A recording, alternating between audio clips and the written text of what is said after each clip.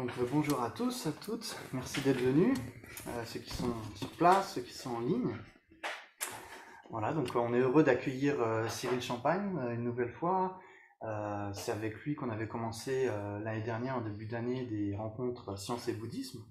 On avait fait des rencontres, des échanges sur l'esprit et le cerveau, pas mal de sujets vraiment intéressants. En tout cas, beaucoup de gens avaient aimé sa présence et avaient trouvé ces échanges bénéfiques. Donc on est heureux de l'accueillir une nouvelle fois. Merci d'être venu. Merci beaucoup, merci.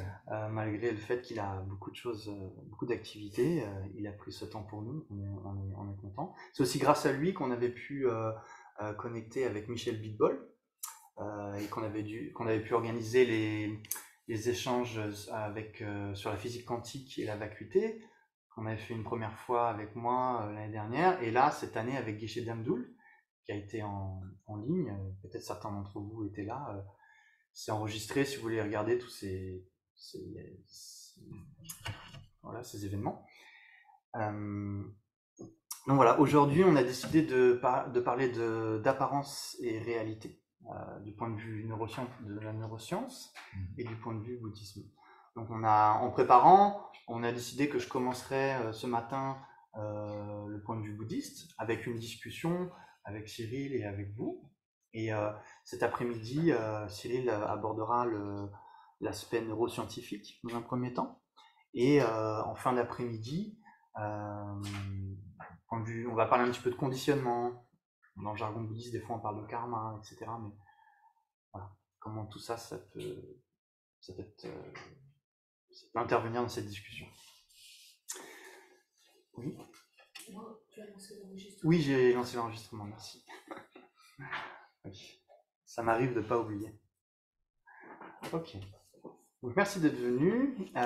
Voilà, je vois des nouvelles personnes. Donc je sais pas, peut-être qu'il y en a qui viennent plus du milieu bouddhiste, d'autres plus qui connaissent plus Cyril dans le niveau de tes recherches à l'Arche. En tout cas, vous êtes tous bienvenus. C'est un peu l'idée, hein, c'est de faire des ponts et voilà, et chacun va, je pense, prendre des choses qui lui correspondent. Et il y aura cette idée de laisser place au dialogue aussi. Donc voilà, n'hésitez pas si vous avez des questions par la suite.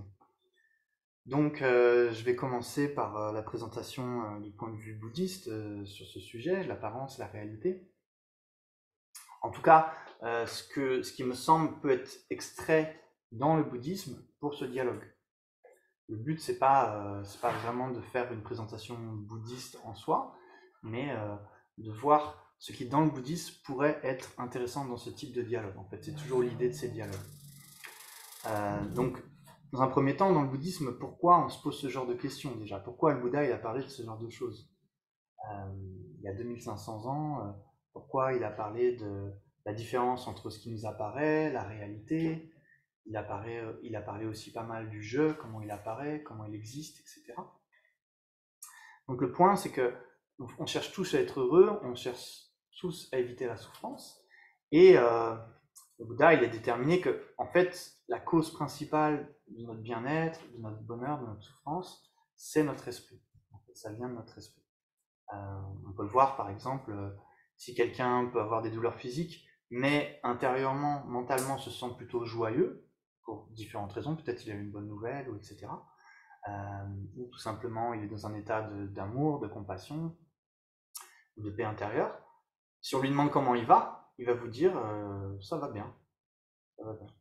Par contre, si quelqu'un a un corps en parfait état, en bonne santé, etc., mais qu'intérieurement, il est triste, déprimé, ou en colère, ou des choses comme ça, et si vous lui demandez comment tu vas, il va dire ça va pas. On est d'accord. Donc, ce qui va déterminer vraiment notre bien-être, c'est plus le mental que le physique. Même si, bien sûr, si on peut avoir les deux qui vont bien, c'est encore mieux. Mais le corps, bien sûr, c'est limité, on va dire, la maîtrise qu'on a du corps. Il y a des choses qu'on peut éviter, d'autres non. Donc, si on peut, bien sûr, il y a des médicaments, il y a plein de choses. Et après, pacifier notre esprit, donc c'est le but principal de l'enseignement du Bouddha. En fait. Donc, c'est dans ce cadre qu'il a parlé de l'apparence et de la réalité. Pourquoi? Parce qu'il a déterminé que ce qui nous fait souffrir, c'est les émotions perturbatrices. certains types de pensées, d'émotions, d'états d'esprit mentaux qui, naturellement, quand ils sont présents, vont nous empêcher d'être heureux, comme la colère, la peur, la tristesse, aussi, on peut dire, dans ce cadre, j'ose pas trop dire l'attachement, parce qu'après ça va donner lieu à peut-être beaucoup de débats, mais on peut déjà identifier que des attachements excessifs qui mènent à la dépendance, c'est une souffrance quand même. C'est quand même assez évident. La jalousie, etc. Donc, il y a des émotions qui, quand elles naissent en nous, naturellement, on ne se sent pas heureux. Naturellement, ça mène à des problèmes, aussi à des actions négatives, etc. Donc, le Bouddha, il a identifié par ces émotions comme la source du problème, et il a identifié que toutes ces émotions a reposé sur des perceptions fausses de la réalité. Des perceptions fausses vis-à-vis de nous-mêmes et du monde. Et donc ça, en fait, c'est plutôt une bonne nouvelle. Parce que si ces émotions étaient ancrées dans la réalité, alors il n'y aurait pas possibilité de les pacifier. Mais vu qu'elles ne sont pas ancrées dans la réalité, selon le Bouddha bien sûr, alors il y a quelque chose à faire, il y a de l'espoir. On peut les pacifier. Et donc c'est pour ça que c'est comment dire, une question centrale. Quelle est la nature de la réalité dans le bouddhisme? C'est dans ce contexte-là. C'est pour nous aider à pacifier notre esprit au final, sachant que les perturbations mentales reposent sur des vues fausses. Donc on va en parler graduellement. Et donc le Bouddha aussi, une des caractéristiques de son enseignement, c'est qu'il s'est adapté aux prédispositions des êtres qui écoutaient ses enseignements. Ce qui veut dire qu'il n'a pas forcément enseigné toujours la même chose à tout le monde. En fait. Un petit peu comme... oui, en fait, il s'est adapté aux besoins, un peu comme un médecin, il va s'adapter à ses patients, par exemple. Donc, selon la maladie, il ne va pas donner le même médicament. Il ne va pas dire ça, c'est le médicament suprême, je vais le donner à tout le monde. C'est pas comme ça. Il doit adapter le médicament selon le problème de chaque personne. Donc, de la même manière, selon les prédispositions des êtres, il y en avait pour qui certains enseignements étaient bénéfiques et d'autres, ils n'étaient pas vraiment prêts pour ça, on va dire. Et donc, il a enseigné à différents niveaux. Et ça, ensuite, les maîtres indiens, ils ont regroupé ou catégorisé ces enseignements en ce qu'on appelle les 4 écoles philosophiques. Les 4 écoles philosophiques qui vont du coup présenter la nature de la réalité à différents niveaux. Sachant que ça peut être une approche graduelle pour nous pour comprendre la réalité. Parce que si on nous expose directement la vue la plus profonde, la plus subtile, parfois ça peut être un peu difficile à comprendre, voire ça peut être compris de manière erronée et amener à des problèmes. Et je pense que chez les scientifiques, il y a des débats qui peuvent être un peu similaires sur la nature de la réalité. Donc je voyais, par exemple, sur les couleurs. Il y a des débats, est-ce que la couleur existe? En analysant comment les couleurs apparaissent, vu que ça n'apparaît pas, vu que ça n'existe pas comme ça nous apparaît à la base, il y en a qui vont se demander est-ce que la couleur existe ou est-ce que la couleur n'existe pas. Donc quand on parle de couleur, à la limite ça va, c'est pas trop grave. Mais si on se dit est-ce que le jeu, est-ce que la personne existe, que la personne n'existe pas, là ça a des conséquences un petit peu plus fortes comme vous pouvez l'imaginer. Donc c'est pour ça que il faut exposer ça de manière graduelle, parce que si on commence à penser par exemple que la personne n'existe pas du tout, ça peut poser des problèmes. C'est pas l'intention du Bouddha du tout. Parce qu'on parle souvent de non-soi, mais ça ne veut pas dire que la personne n'existe pas. Quand on parle de vacuité des phénomènes, ça ne veut pas dire que les phénomènes n'existent pas du tout, absolument pas. Si on comprend ça, on tombe dans ce qu'on appelle le nihilisme, et là, ça pose beaucoup de problèmes dans notre vie. Parce que, bon, du coup, à quoi ça sert de faire ceci, de faire cela, etc. Donc, on peut perdre tout sens à la vie, en fait, et donc, ça peut avoir des effets négatifs. Donc, il parle des deux extrêmes. L'extrême d'éternalisme, où on va exagérer la nature de la réalité et les phénomènes, et l'extrême de nihilisme, où on va sous-estimer la nature de la réalité. C'est-à-dire qu'on va plutôt penser que ce qui existe n'existe pas. Ça va, vous comprenez ce que je dis? Pas de souci. Donc, dans un premier temps, il y a l'école Vaibhashika. Donc, un petit peu comme dans la science, les écoles bouddhistes sont posées la question, mais qu'est-ce qui sous-tend la réalité dont on fait l'expérience, en fait? On fait une expérience de la réalité, qu'est-ce qui sous-tend cette expérience? Et les Vaibhashika, je pense, à une époque, les scientifiques qui parlaient de, quand ils ont créé la notion d'atome, c'était, apparemment, ce que j'ai compris, c'est que la notion d'atome, sa signification, ça veut dire quelque chose d'indivisible, comme une particule indivisible. Pourquoi? Parce qu'on a le sentiment que, ok, on peut couper la table en plusieurs morceaux, etc., mais à un moment donné, c'est quoi le constituant ultime de la table? C'est quoi le constituant ultime des phénomènes matériels, de notre corps et tout ça? Bien sûr, la science, c'était principalement par rapport à la matière. Et les Vaibhashika, ils ont un peu cette attitude. Pour eux, la réalité, donc on parle des deux vérités dans les différentes écoles. La vérité ultime et la vérité conventionnelle. Donc pour eux, comment ils définissent la vérité conventionnelle? La vérité conventionnelle, c'est quelque chose que, si on le divise en parties, excusez-moi pour la définition, c'est peut-être un peu technique, mais l'esprit qui appréhende cet objet est perdu quand on le divise en parties. Je vous donne un exemple, c'est simple. Par exemple, si je prends cette tasse, tout à l'heure j'ai cassé l'anse. Ça va, c'est encore une tasse, si je casse l'anse. Mais si je la coupe en plein de morceaux, l'esprit qui appréhende la tasse n'existe plus, est annulé. On est d'accord? Tout simplement parce qu'il n'y a plus de tasse, on est d'accord. Il y a des parties, mais il n'y a plus de tasse. Donc la tasse, de ce point de vue-là, pour eux, c'est une vérité conventionnelle. Ok? Par contre, si on divise en parties, au bout d'un moment, ils vont dire qu'il y a des particules, un petit peu comme à l'époque les atomes, qui sont, elles, indivisibles.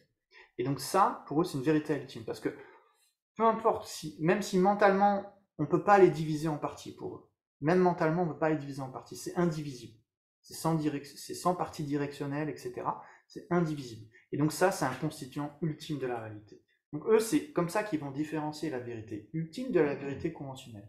En d'autres termes, on pourrait dire que ce qui sous-tend l'existence de la matière, c'est ces particules indivisibles qui, quand elles s'agrègent de différentes manières, ça forme la vérité conventionnelle. Mais de quoi est constituée cette vérité conventionnelle? De ces particules indivisibles. Donc on comprend la réalité. Donc d'ailleurs, la science, ok, donc si on comprend les lois qui régissent les mouvements, etc., on peut comprendre et même prédire ce qui va se passer, etc. D'accord. Donc finalement, le Vaibhashika avait un petit peu cette attitude. Sauf qu'eux aussi, ils parlent aussi de la conscience. Donc dans le bouddhisme, on va considérer que la conscience et la matière sont deux choses différentes. C'est défini différemment. La conscience, pour nous, c'est pas quelque chose qu'on peut voir avec les yeux, qu'on peut toucher, qu'on peut entendre, etc. Il y a personne qui peut entendre, même avec les microscopes les plus subtils, qui peuvent même voir jusqu'aux atomes de nos jours. Même on arrive à voir un atome avec certaines, je sais plus comment ça s'appelle, mais une sorte de microscope immense, quoi, très élaboré. Ils peuvent voir les atomes, mais ils peuvent pas voir mes pensées. Ils peuvent voir les atomes en mouvement dans mon cerveau pendant que je pense, mais ils peuvent pas voir mes pensées. De mon côté, je peux voir mes pensées, mais je peux pas voir les atomes pendant que je pense. On parle de deux objets de connaissances différents quand même. Et deux outils différents qui les observent. Donc cet outil qui observe ce que le microscope ne peut pas voir, on appelle ça l'esprit, la conscience mentale. Et donc, cette conscience mentale, pour elle, est claire et connaissante, mais on peut la diviser en moments, en instants. Donc, par exemple, pendant 1 minute de conscience, j'ai 60 moments de conscience d'1 seconde, on est d'accord? C'est-à-dire à la 30e seconde, les moments de conscience précédents ont disparu, les moments suivants ne sont pas encore apparus, la conscience présente existe, on est d'accord? Ok?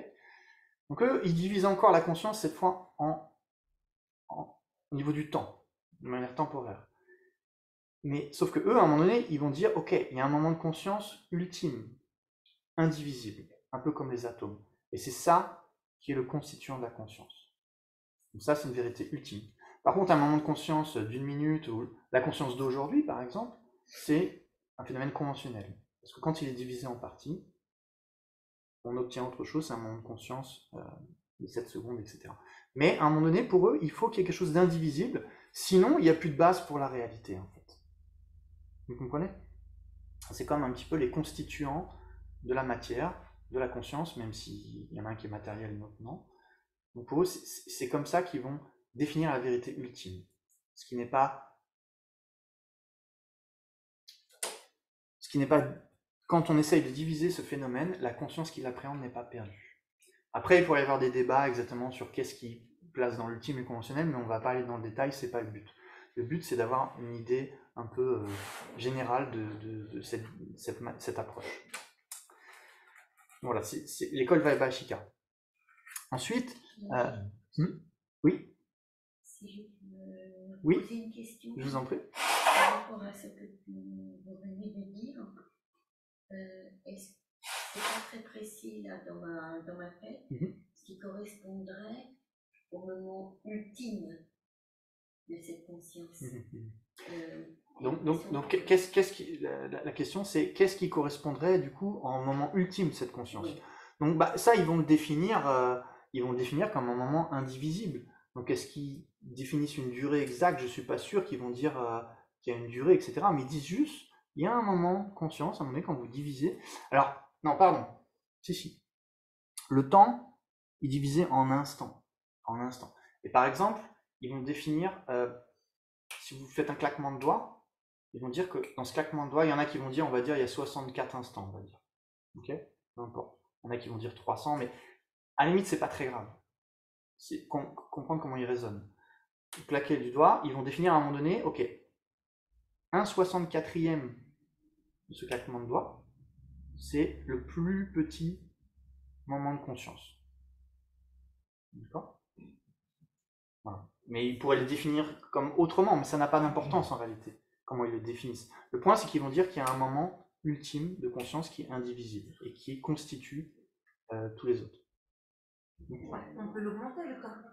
Avec les états modifiés de conscience, l'instant dans une sorte. On peut arrêter le temps, pas l'arrêter, mais le dilater, l'élargir. Alors ça, c'est d'autres questions peut-être qui peuvent être intéressantes à analyser, mais là, je pense que dans ce contexte, il ne se pose pas ce genre de questions. Là, à ce niveau-là, je dis pas que... C'est les autres écoles qui vont tenir ce point de vue-là. Voilà, après la relativité du temps, etc., il faut voir. C'est un sujet qui n'est pas simple et qui demande d'être analysé. La notion du temps, c'est vrai qu'on dit même que dans d'autres circonstances, d'ailleurs dans la science aussi, la notion du temps, l'expérience du temps peut être très différente. Après, pourquoi, comment, ça c'est une autre question. Mais je pense au niveau de cette école, ils sont assez concrets, justement. Ils ne vont pas trop dans ce genre de choses, je pense. Ils sont très concrets. Il y a des atomes indivisibles, des moments de conscience indivisibles, et c'est ça qui constitue. Eux, c'est des réalistes à 100%.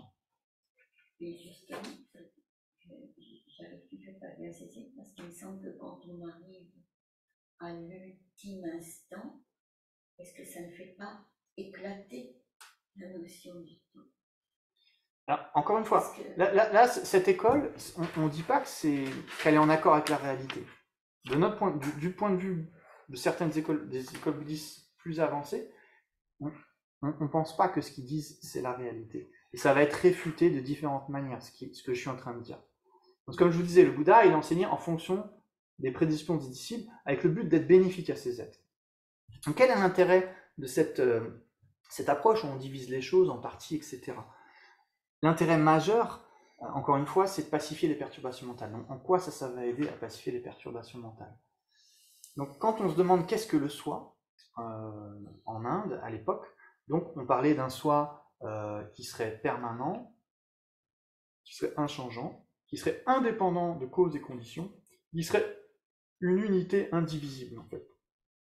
On parlait de ça. Et donc là, vous voyez bien que quand on commence à analyser le corps, la conscience, les émotions, les sensations, et qu'on commence à voir qu'elles sont constituées de plein de parties, cette notion d'un soi permanent, unitaire, indépendant, ça peut aider à la dissoudre. En fait. Aussi, cette notion d'un soi qui aurait comme un peu le contrôle du corps de l'esprit, qui serait une entité très réelle, on va dire, ils disent substantielle, et un peu comme le chef des agrégats, qui contrôle les agrégats. À travers cette analyse, cette méditation analytique qui va regarder toutes les parties du corps, toutes les parties de l'esprit, etc., cette notion du soi peut se dissoudre, en fait. C'est un soi très concret est permanent, et solide, sans partie, etc. Et selon eux, c'est la base de nos perturbations mentales, cette saisie du soi. Donc ça, c'est l'intérêt qu'il y a derrière cette présentation, qui est utile aussi pour nous, dans le sens, même si du point de vue des écoles plus élevées, on n'accepte pas des moments indivisibles, on accepte quand même que les phénomènes sont composés de parties. Et donc le fait de regarder les différentes parties du corps, de l'esprit, etc., ça permet un petit peu de lâcher prise sur cette saisie d'un soi très solide et concret en nous. Et si on lâche prise là-dessus, alors l'attachement au soi va diminuer et l'aversion pour ce qui va nuire au soi va aussi diminuer. Donc c'est quand même le but à la base, c'est de pacifier l'esprit. Donc c'est quand même une technique qui peut être utile pour la pratique. Mais après on laissera un petit peu plus place pour le dialogue et la discussion. Donc n'hésitez pas à noter vos questions. Et là je présente un petit peu jusqu'à 11h, peut-être 11h15, et après on pourra échanger. N'hésitez pas. Sauf si vraiment je dis un truc que vous n'avez pas compris et vous avez besoin je répète, mais sinon on pourra dialoguer. Donc ensuite, l'école suivante s'appelle les Sautantrika. Les Sautantrika, eux, ils divisent la vérité ultime et conventionnelle autrement. Eux, ils vont dire ce qui est ultime, c'est ce qui peut accomplir une fonction, qui peut produire des effets dans la réalité. Donc, par exemple, un verre d'eau, ça accomplit un effet. Si je le bois, ça peut étancher ma soif. Donc ça, c'est une réalité ultime. Mon corps, c'est une vérité ultime. Il peut accomplir des effets. Mon esprit, il accomplit une fonction. Il produit des effets. Donc ceci, une vérité ultime.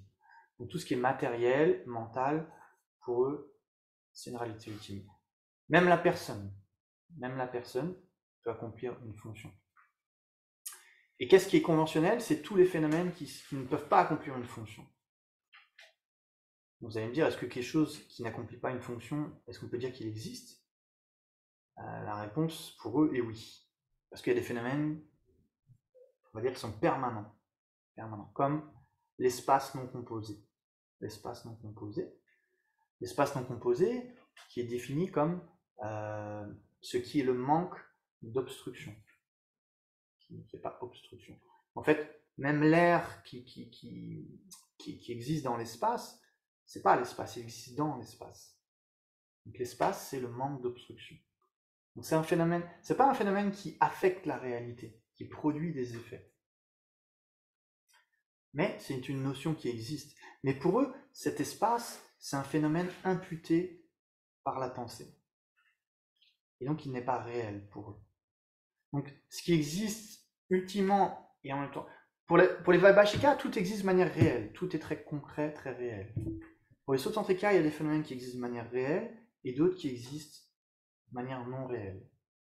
Donc déjà, eux, ils commencent à opérer une division dans notre champ d'expérience entre ce qui est réel et ce qui ne l'est pas. Donc, les phénomènes matériels, conscients, ça accomplit une fonction, c'est réel. Les phénomènes permanents, c'est pas réel. Donc il y a plein d'autres phénomènes permanents. Donc en fait, ils vont commencer à faire une division entre ce qui est imputé par la pensée et ce qui n'est pas imputé par la pensée. Ce qui est quand même important. C'est-à-dire que la graine, elle produit la fleur, etc. Ça n'a rien à voir avec ma pensée.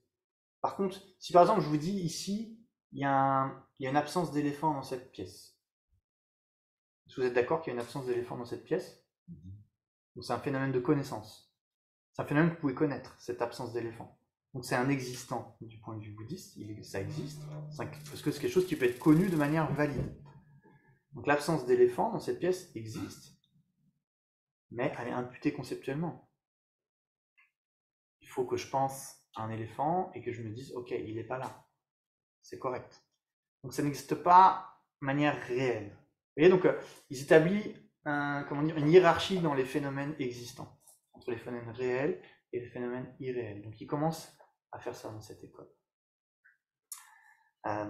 Et donc pour eux aussi, non soi de la personne, ils sont d'accord que c'est non seulement il n'y a pas un soi qui est permanent, unitaire, indépendant, et aussi il n'y a pas un soi qui existe de manière substantielle, qui serait comme un petit peu le chef du corps et de l'esprit, qui contrôle le corps et l'esprit. Vous savez, on a l'impression des fois vous dites mon corps, mon esprit.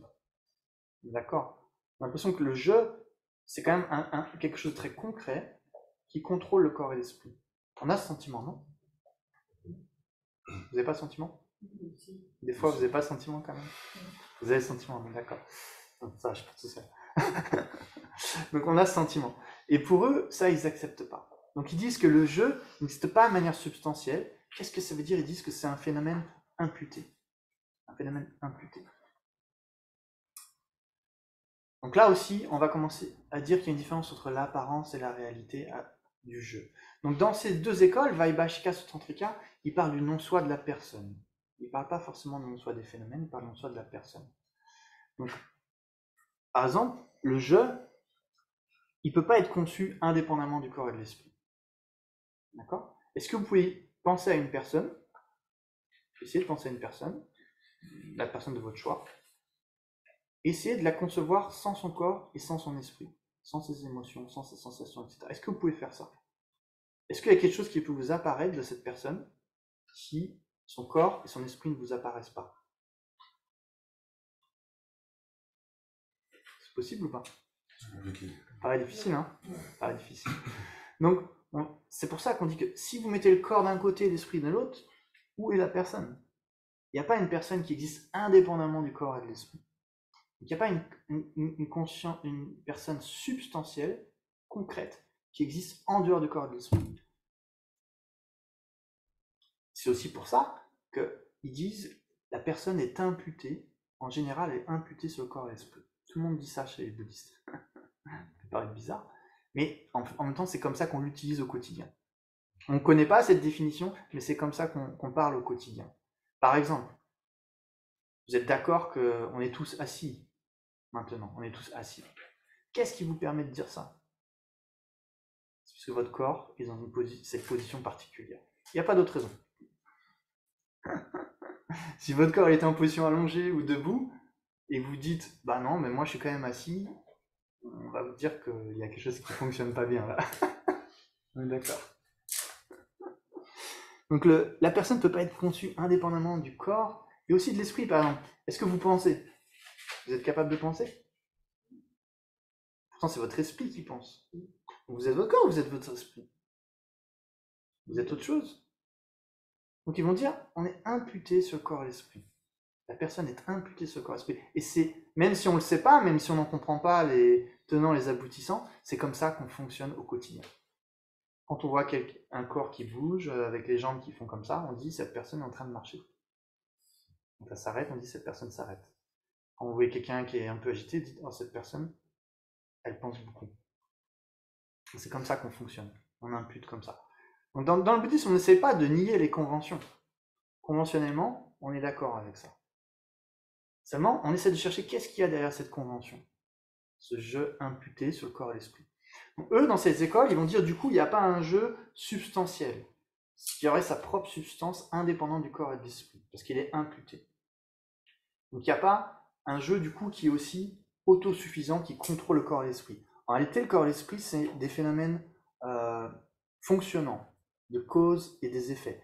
Par exemple, il y a une sensation qui réagit avec une émotion, une intention, une action. Donc, vous voyez, tout ça, il y a pas mal de mental et de physique dans toutes nos réactions quotidiennes, et qu'il n'y a pas de place pour un jeu central. Et d'ailleurs, dans la science, ils n'arrivent pas à trouver un lieu central dans le cerveau qui contrôlerait le reste.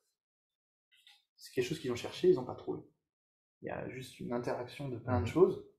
Donc aussi, il y a une correspondance dans le cerveau à cette réalité intérieure. Et donc, il n'y a pas ce jeu autosuffisant, substantiel, qu'on a tous ce sentiment d'avoir, qui est très très fort, et qui va, bien sûr, être une base pour l'orgueil, si on nous insulte, on va dire, quoi, t'as dit ça à moi, à ce moi très concret, etc. On n'a pas un sentiment d'un soi imputé sur le corps et l'esprit, on s'attache à un soi très réel et concret. Et c'est là-dessus que nos émotions perturbatrices vont se développer, jusqu'à la guerre, etc., etc., etc. Tous les problèmes du monde. C'est là l'enjeu principal. Donc il y a une différence entre comment le jeu nous apparaît et la manière dont il existe. Encore une fois, sur l'apparence et la réalité. Donc là, on va parler, il y a un non-soi Ça ne veut pas dire qu'il n'y a pas de jeu du tout, puisqu'il y a un jeu imputé, mais il n'y a pas de soi substantiel, autosuffisant, etc. Mais dans ces écoles, ils vont dire, mais oui, mais quand même, si on recherche dans ce corps, cet esprit, quelque chose qui est la base de cette désignation, on doit trouver un jeu quand même. Il ne peut pas être juste désigné comme ça, sinon on pourrait désigner tout et n'importe quoi, n'importe comment. Donc qu'est-ce qu'ils vont pointer du doigt au final? La conscience mentale. Ils vont dire que conscience mentale, c'est quand même, ils vont nommer ça une illustration de la personne. Donc pour que cette personne ne soit pas imputée de manière complètement arbitraire, il faut qu'il y ait une base réelle pour cette personne, et c'est la conscience mentale. Pourquoi? Parce que selon le bouddhisme, conscience mentale, c'est ça qui va de vie en vie, etc. etc. Donc il y a quand même un soi, la personne qui existe, qui peut être identifiée comme la simple conscience mentale, qui est toujours présente, etc., même dans nos rêves. Et c'est ça la base du sentiment de jeu, qui est réel. Par contre, ce soi autosuffisant, substantiel, dont on a le sentiment, ça n'existe pas. Donc, vous voyez, il y a un jeu qui n'existe pas, il y a un jeu qui existe. Donc, encore une fois, comme je disais au début, on ne veut pas tomber dans le nihilisme, on ne peut pas dire qu'il n'y a pas de jeu du tout. Sinon, ça poserait problème. Donc, du coup, ça a du sens de prendre soin de son esprit pour trouver le bonheur, d'être bénéfique aux autres, etc. Ça a du sens. S'il n'y a pas de soi, alors tout ça n'a pas de sens. Donc là, on a des écoles Vaibhashika ou Tantrika, qui sont des écoles dites plus de la tradition Pali. Tradition Pali. Qui sont vraiment les écoles dont le but est la libération individuelle de l'être. Ensuite, il y a les écoles tradition sanskrit, dont le but est non seulement de se libérer soi-même, mais aussi de libérer les autres, tous les êtres. Donc là, qui vont aussi commencer à aller un peu plus loin et parler pas seulement d'un non-soi de la personne, mais aussi d'un non-soi des phénomènes. Donc là, il y a aussi une autre subtilité qui a été faite entre le Vaibhashika et le Sutantrika, c'est que le Vaibhashika, eux, quand on voit là, tout ça, ils disent, on voit ça de manière nue, directe, sans intermédiaire. Tout ce que vous voyez là. Tout ce que vous voyez maintenant, les couleurs, tout ça. Pour eux, vous voyez tout ça de manière nue, sans intermédiaire. Sutantrika, ils ne sont pas d'accord. Ils disent, il y a un intermédiaire entre l'objet et notre perception. C'est quoi cet intermédiaire? C'est ce qu'on appelle un aspect. On perçoit les phénomènes au moyen d'un aspect de la réalité qui surgit dans notre esprit. Donc il y a même un décalage entre notre perception de l'objet et l'existence de l'objet. Ce qui est scientifiquement tout à fait juste, puisque le temps que la lumière rebondisse sur l'objet, revienne dans mon œil, qu'il se passe un tas de trucs dans mon cerveau, et que l'apparence est produite, il y a un décalage entre ce que vous voyez maintenant et le moment où ça existait. Et donc, puisque ce que vous percevez maintenant n'existe plus au moment où vous le percevez, comment vous pouvez le percevoir, puisque ça n'existe plus?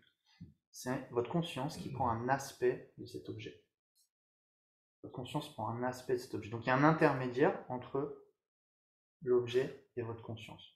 Donc là, on parle d'aspect. Donc là, il commence à se poser une autre question sur l'apparence et la réalité. Est-ce que l'aspect qu'on a des choses est en accord avec la réalité? On peut se poser la question. Donc pour les Sutantrika, oui, à 100%, il n'y a aucun problème. Là, tout ce que vous voyez, c'est juste une reproduction fidèle de la réalité, une réalité parfaitement objective. Et un petit peu comme vous êtes devant le miroir, ça reproduit votre image, mais ça reproduit une image de manière fidèle et objective.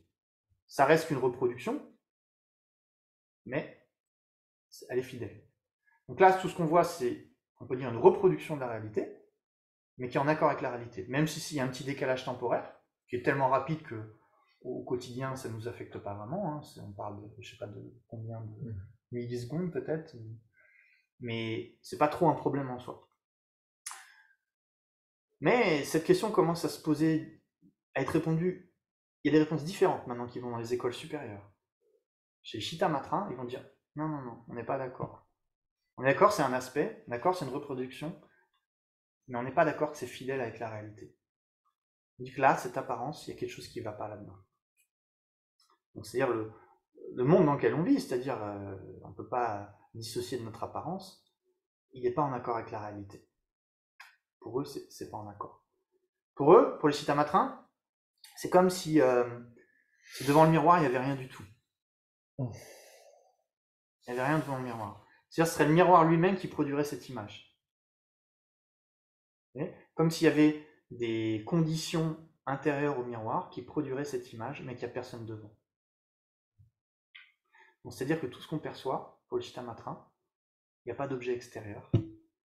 C'est produit par des empreintes sur notre conscience mentale. Les empreintes des expériences passées produisent ces apparences, un peu comme, enfin exactement, de manière très similaire dans un rêve, par exemple. Quand on rêve, on voit des gens, on voit des tas de choses, etc. Et on croit à 100% que c'est des phénomènes extérieurs, indépendamment de notre conscience, on est d'accord. Donc il y a une grande différence quand on rêve, il y a une grande différence entre l'apparence et la réalité. Par exemple, si quelqu'un est dans notre chambre, il voit bien qu'il n'y a personne. Mais nous, il peut se passer toutes ces choses bien ou mauvaises, etc., selon ce qui est produit par nos empreintes. On est d'accord, c'est produit par nos empreintes ce qui se passe dans le rêve. Par nos tendances, par nos prédispositions, nos états d'esprit, etc. Mais ça apparaît extérieurement alors que c'est produit intérieurement. Donc, pour les Chittamatra, tout ça, là, c'est produit par notre conscience, quelque part, on pourrait dire. Et ça existe, ça n'existe pas comme une substance séparée de notre conscience. Les phénomènes matériels n'existent pas comme des phénomènes totalement séparés de notre conscience. C'est comme deux aspects du même objet. Donc une empreinte produit à la fois ma conscience visuelle et à la fois les couleurs qu'elle perçoit en même temps. Tout ça, ça vient la même cause intérieure. Donc là, on commence à parler du non-soi des phénomènes. Ils sont toujours d'accord avec le non-soi de la personne qui avait été expliqué précédemment. Il n'y a pas un jeu permanent, unitaire, il n'y a pas un jeu autosuffisant, substantiel, etc. Et en plus, pour eux, il n'y a pas vraiment de phénomène extérieur, en réalité. Et donc, pour eux, là, on hallucine complètement, comme quand on est en train de rêver. Et bien sûr, du coup, ça va être très puissant pour pacifier l'esprit aussi. Par exemple, si vous rêvez en sachant que vous êtes en train de rêver, c'est pas la même chose que de rêver en pensant que vous rêvez pas. On est d'accord? Si vous rêvez que quelqu'un est en train de mourir et que vous croyez que c'est vrai, bah vous êtes triste, etc. Si vous savez que c'est qu'un rêve, vous dites, ok, il n'y a personne qui est en train de mourir. Bon, bien sûr, les Chittamatra ne disent pas qu'il n'y a pas d'autres personnes. C'est pas exactement à 100% comme le rêve, parce qu'il y a quand même d'autres consciences qui existent. C'est plus au niveau de la réalité matérielle, on va dire.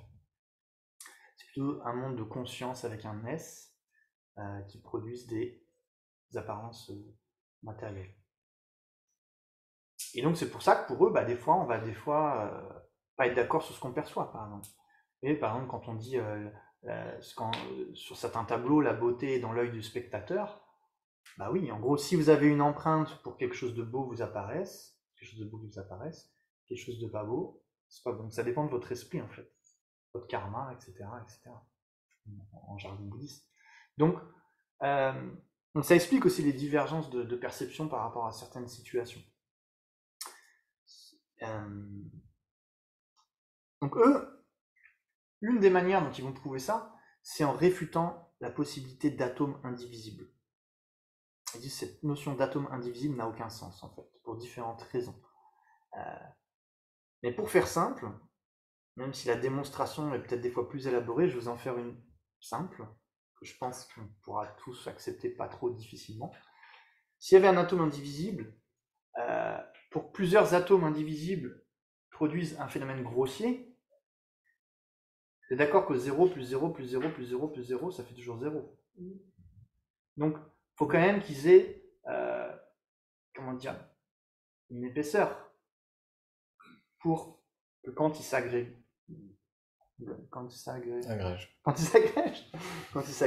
ça puisse former quelque chose de visible. C'est quelque chose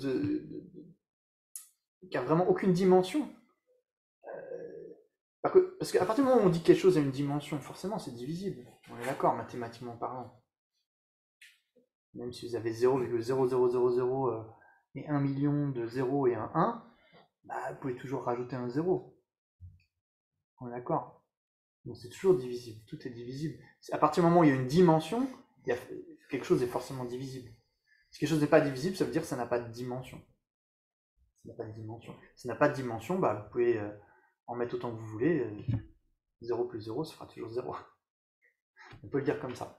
Après, la manière dont il l'explique dans le texte, c'est si vous avez un atome indivisible là au centre, pour faire quelque chose de plus grossier, il en faut un en dessus, etc., un à droite, un en dessous, un à gauche, par exemple. C'est quoi, ça commence à être visible, d'accord? Mais s'il n'y a pas de partie dimensionnelle, c'est-à-dire il n'y a pas de partie nord-est, nord-sud, est-ouest dans l'atome, c'est ça que ça veut dire, ça n'a pas de dimension. On ne peut pas diviser en nord, est, etc. D'accord. Donc ça veut dire que l'atome, quand il est à l'ouest, celui-là il est à l'ouest, partie ouest, l'autre, vous ne pouvez pas dire il est à la partie est. Sinon, vous avez une division. Donc c'est-à-dire que, forcément, s'il y en a un à droite, un à gauche, c'est qu'il y a différentes parties dans cet atome qui est au milieu, dans cette partie indivisible. Vous comprenez? Non? Si vous ne comprenez pas, gardez l'histoire que s'il n'y a pas de dimension, peu importe combien vous additionnez, vous ne pourrez jamais avoir une dimension. Donc la notion d'indivisibilité n'est pas possible d'un point de vue matériel. Et donc, c'est une des manières dont ils vont détruire cette notion d'atome indivisible. Ils disent que ce n'est pas possible. Et puisque les atomes indivisibles ne sont pas possibles, en réalité, ils vont en conclure que l'atome n'est pas possible, en fait. Et donc que tout n'est que de la nature de l'esprit et produit par l'esprit, en fait, comme dans un rêve. Donc ça, c'est leur conclusion. Il n'y a pas de phénomène extérieur. Ce qui est, encore une fois, puissant pour pacifier les émotions perturbatrices comme la peur, l'attachement, la colère, etc. Donc eux, ils vont méditer sur cette non-soi des phénomènes pour pacifier leur esprit de manière encore plus profonde qu'avec le non-soi autosuffisant et substantialisant. Ça va pacifier leur esprit encore plus profond. Donc eux, ils vont vraiment méditer là-dessus. Et donc, comme je vous disais, le Bouddha, il donnait les enseignements en fonction des besoins des êtres. Donc pour certains êtres, cet enseignement, c'était ce qui était le plus puissant pour leur esprit. Et en méditant là-dessus, vous pouvez pacifier leur esprit à des niveaux extrêmement profonds.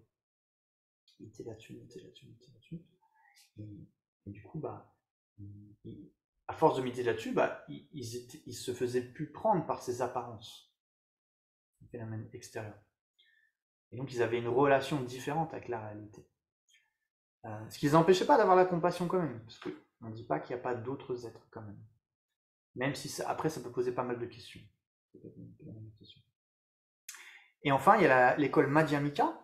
Et eux, l'école Madhyamika, ils vont dire, ok, c'est bien ce que vous dites, mais c'est pareil pour la conscience.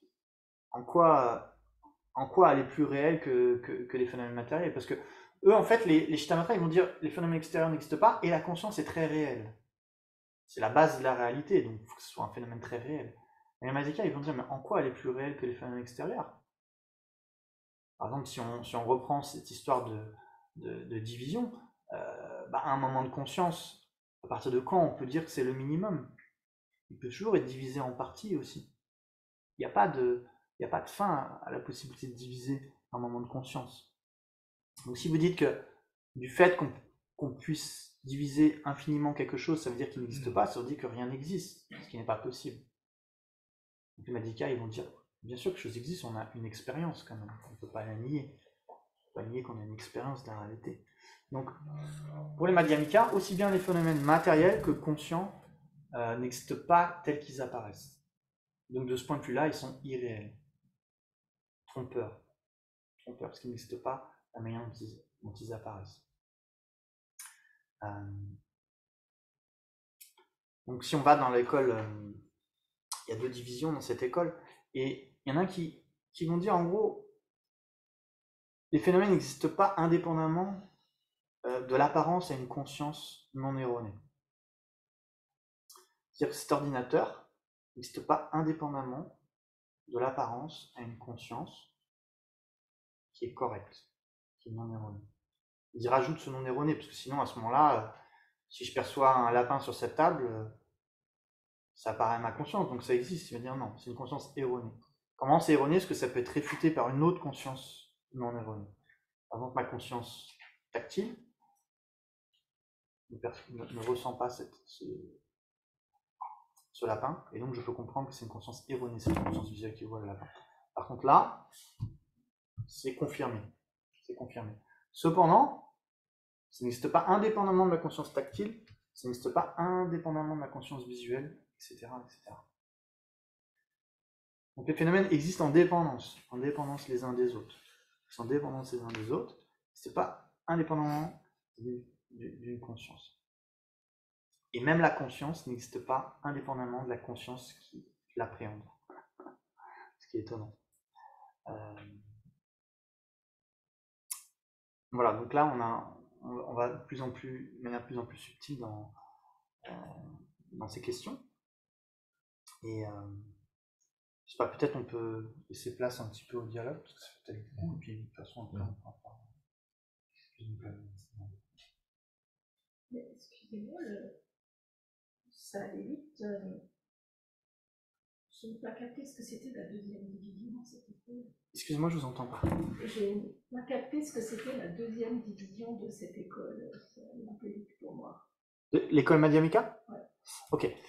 Donc oui, l'école Madhyamika, même si j'ai pas trop été dans le détail, il y a l'école Madhyamika Svatantrika et l'école Madhyamika Prasangika. Je n'ai pas été dans le détail parce que j'ai peur que ce soit trop subtil, mais c'est bien que vous posez la question. Donc, c'est tous des Madhyamikas, c'est-à-dire qu'ils vont se référer au texte de Nagarjuna pour interpréter les sutras de la sagesse sur la vacuité du Bouddha Shakyamuni. Nagarjuna, c'est vraiment celui qui a commenté voilà, ces textes.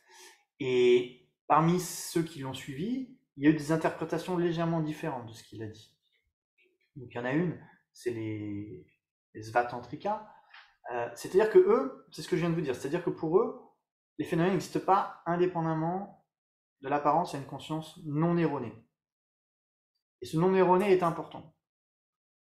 Pourquoi ? Parce que, en fait, pour eux, c'est surtout notre conscience mentale qui va concevoir ce phénomène comme existant indépendamment de mon esprit. L'apparence en elle-même de cet ordinateur dans mon expérience n'est pas erronée. Dans ma perception directe, elle n'est pas erronée. C'est-à-dire qu'elle ne perçoit pas naturellement cet ordinateur comme indépendamment de ma conscience. C'est ma conscience conceptuelle qui va penser comme ça. Je veux dire, cet ordinateur, il n'a rien à voir avec ma conscience. Rien à voir avec ma conscience.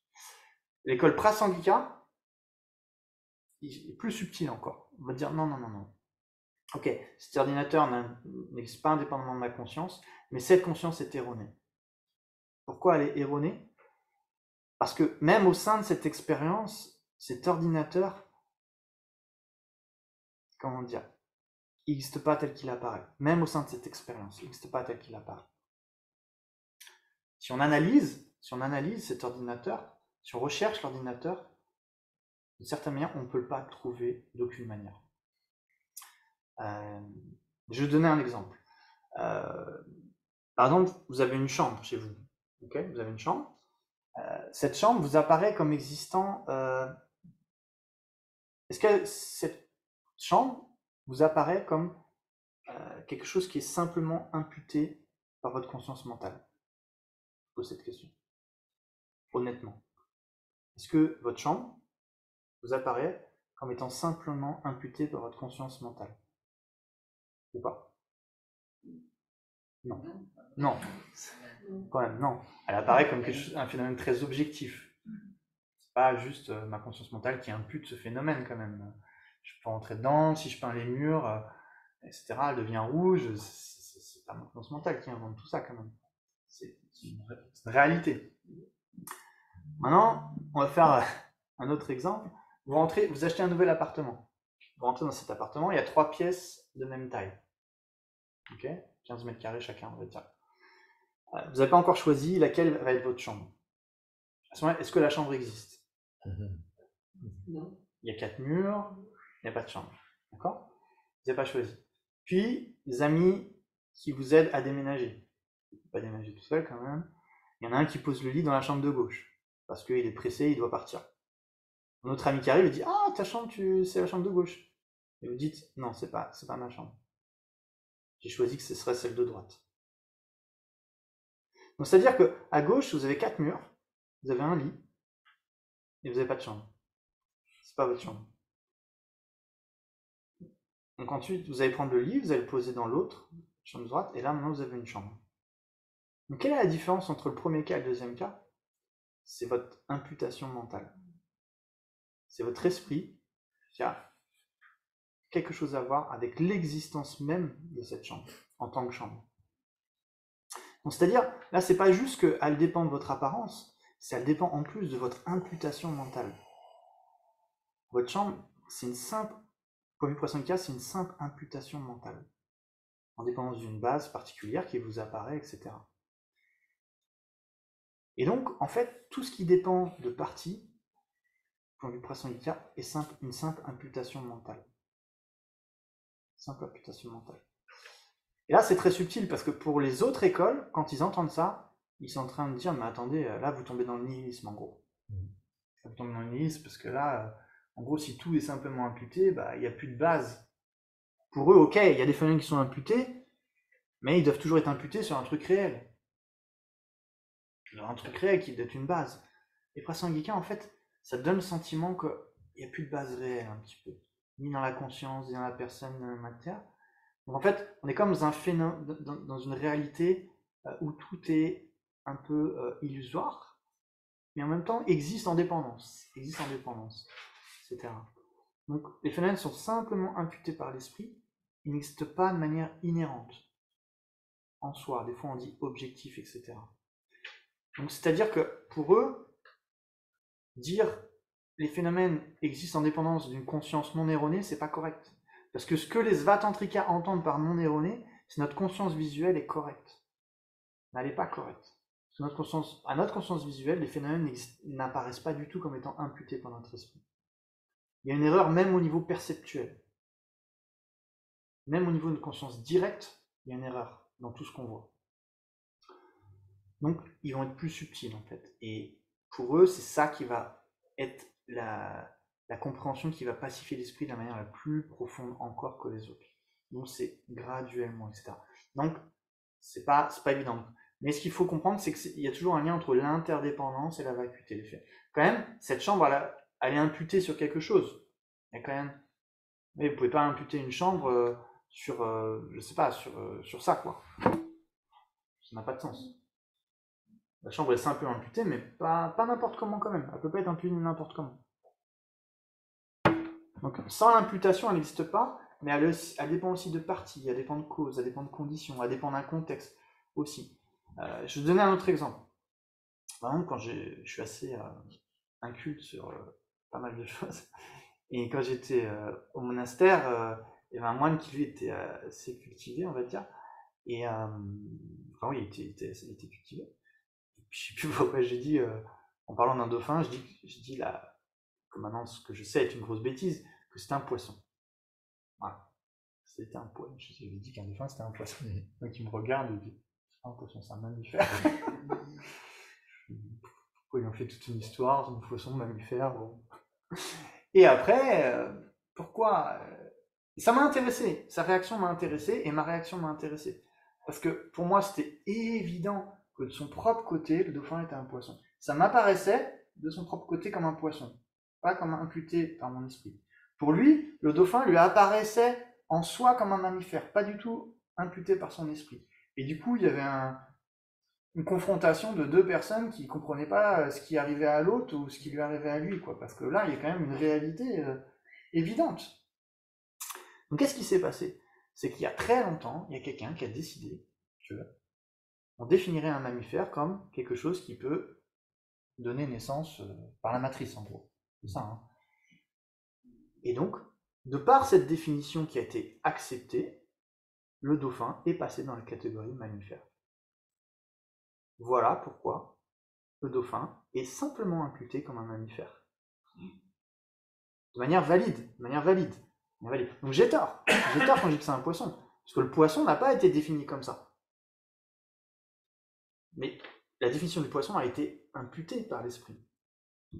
On aurait pu, si ça avait été décidé autrement, on aurait dit tout ce qui nage dans l'eau est un poisson. Ça aurait paru évident à tout le monde que même un crabe, peut-être serait un poisson, ou le dauphin, ou le requin, ou la baleine est un poisson. Et ça poserait de problème à personne. Et ça nous apparaîtrait en soi, tout ça, c'est des poissons. De manière évidente. Rien à voir avec notre esprit. Et celui qui dirait que c'est un mammifère, il passerait pour un idiot. Malheureusement, c'est pas comme ça que c'est passé, c'est moi qui suis passé par un idiot. Mais l'intéressant, c'est comment les choses nous apparaissent et comment elles existent. Comment elles sont simplement imputées, mais comment elles apparaissent comme n'étant pas du tout imputées, comme existant en soi, de leur propre côté, font d'une manière objective, etc. Donc, notre conscience même directe est erronée parce que les prasanghikas vont dire que tout est comme ça. Tout est comme ça. Tout ce qu'on perçoit est simplement imputé, mais nous apparaît autrement que comme ça existe. Et donc, on est des apparences erronées. Et donc, la définition de Svatantrika, le phénomène existe en dépendance d'un esprit non erroné, est incorrect du point de vue prasangika. Parce que ce que les prasanghikas disent, mais ce que vous sous-entendez par ça, c'est que les phénomènes ne sont pas simplement imputés par la conscience et qu'ils ont une forme d'existence objective inhérente. Et donc, il y a un débat entre les prasanghikas et les Svatantrika à ce niveau-là. Voilà, merci pour votre question. Ça m'a permis de dire ce que j'avais hésité de dire. Oui. C'est par rapport à cet exemple, justement, moi qui ne résout pas tout et qui, à la limite, me pose problème. Parce que cette anecdote que vous racontez, je ne sais pas si elle illustre réellement, de la part de l'un ou de l'autre, donc en l'occurrence, vous avez pris en charge la vision erronée. C'est pas une vision erronée pour moi, c'est simplement une vision différente. C'est-à-dire que vous la voyez en tant que peut-être simple kidam, nage dans l'eau, poisson, l'esthétique, la queue, les nageoires. Oui, voilà. Bien sûr, il y a tout ça aussi. Alors que lui, la voit d'un point de vue de scientifique peut-être qu'à classer. Mais est-ce qu'on peut vraiment parler ici d'une vision erronée? Simplement montrer que la vision qu'on a des choses, elle est en fonction du regard qu'on porte dessus. Donc, je vous remercie pour votre soutien, mais j'ai peur que j'avais quand même tort. Je vais essayer d'expliquer pourquoi. Donc, comment vous appelez déjà? Michel. Michel disait très gentiment, merci, que finalement, j'avais peut-être pas forcément tort, parce que ça dépend de notre regard, en fait. Moi, c'est vrai que je vois une forme particulière qui nage et tout, et c'est exactement ce qui s'est passé dans mon esprit, en fait. C'est vrai que la forme, donc ça fait un peu queue de poisson, etc. Donc pour moi, c'était un poisson, et finalement, c'était une manière de voir les choses, alors que lui, il le voit d'une autre manière, du point de vue mammifère, etc. Donc, il y a un peu de vrai dans ce que vous dites, et en même temps, il y a une réalité, ce qu'on appelle conventionnelle. Le truc, c'est que les choses ont été définies à un moment donné, quand même. Donc c'est pas moi qui définis ce qu'est un poisson et un mammifère. C'est pas tout le monde qui va créer sa définition à tout moment. Bien sûr, les définitions peuvent changer, ça c'est vrai. Mais, à un moment donné, je vous donne un autre exemple. Par exemple, vous prenez un billet de 100 €. Ça a été décidé que cette forme, ces couleurs, avec ce qui est inscrit dessus, avaient une certaine valeur qu'on appelle 100 €. En soi, le papier, il vaut pas 100 €, bien sûr. Le papier en lui-même. Il n'y a rien dans le papier qui vaut 100 €.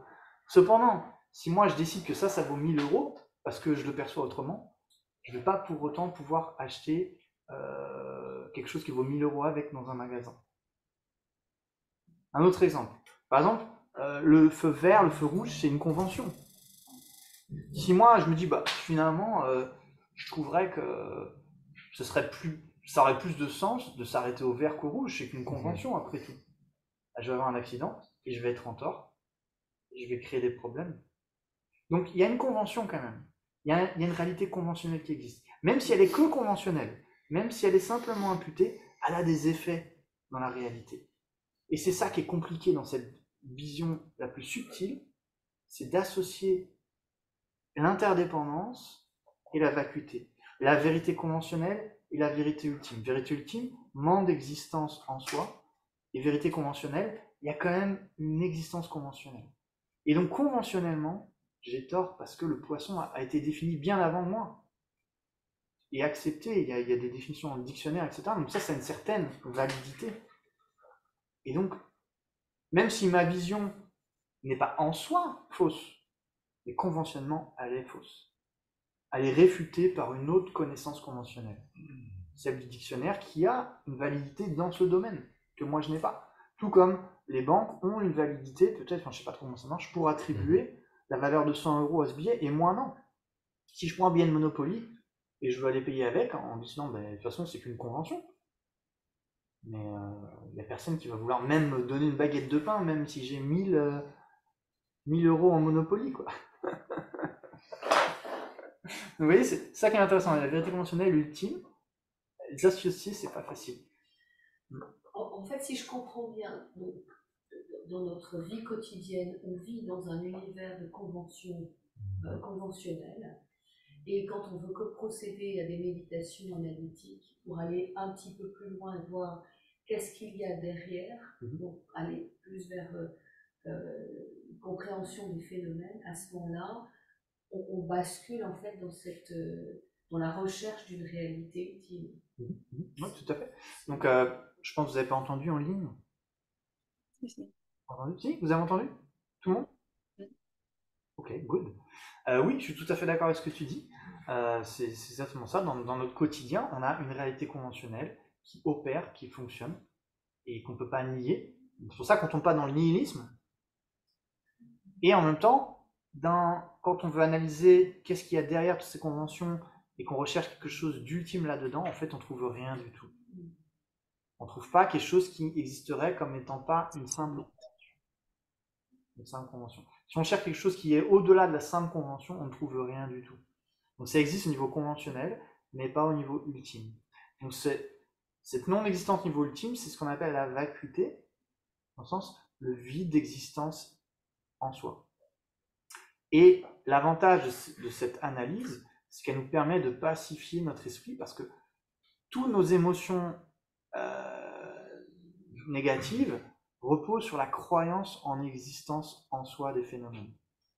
Par exemple, le jeu existe en soi, l'ami existe en soi, l'ennemi existe en soi, le bon, le mauvais existe en soi. Donc aussi, j'aime bien des fois dire de manière absolue, c'est absolument bien, ça n'a rien à voir avec ma pensée, etc. C'est absolument bien, c'est pas juste conventionnel, c'est absolument bien, c'est absolument mauvais, etc. Et donc ça rend notre esprit fou en fait. Ça rend notre esprit fou, et c'est ça qui crée les conflits et intérieurs, extérieurs, etc. quoi. Si quelqu'un arrivait maintenant et lui coupait le bras, vous pouvez dire que ça n'existe pas en soi, donc il n'y a pas à avoir d'émotions négatives et on reste pacifique. Donc, vous avez entendu en ligne? Non? Alors si quelqu'un arrive et me coupe le bras, et donc j'aurais juste à dire ça n'existe pas en soi et je reste paisible et tout. Le problème c'est que mon niveau de pratique fait que sûrement je ne réagirais pas comme ça. Je crierais, je pleurerais et je demanderais ce qu'on appelle les secours immédiatement. J'imagine que ça va faire quand même très mal. Maintenant, il y a une histoire du Bouddha.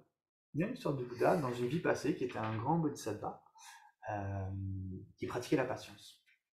Il était en méditation, il pratiquait la patience dans une grotte, etc. Tout le temps, il pratiquait la patience. Et il y a un roi, oui, c'est la femme du roi qui avait beaucoup d'admiration, qui lui faisait des offrandes et tout ça. Donc le roi était très jaloux. Donc il est venu avec un sabre et il dit qu'est-ce que tu fais? Il dit je pratique la patience. Il a coupé le bras droit. Il n'a pas bougé, il a dit et maintenant qu'est-ce que tu fais? Il dit je pratique la patience. Il a coupé le bras gauche. Je pratique la patience. La jambe, etc. Et au bout d'un moment, bien sûr, le roi il a regretté, il a généré une foi immense envers cette tête. Et il dit, le Bouddha, si à ce moment-là la notion d'un soi s'est élevée en moi, la notion de malveillance se serait élevée en moi. Mais parce que la notion d'un soi ne s'est pas élevée en moi, la malveillance ne s'est pas élevée en moi. Mais bien sûr, là on parle d'un être qui a intégré ça à un niveau que pour nous, c'est même pas concevable.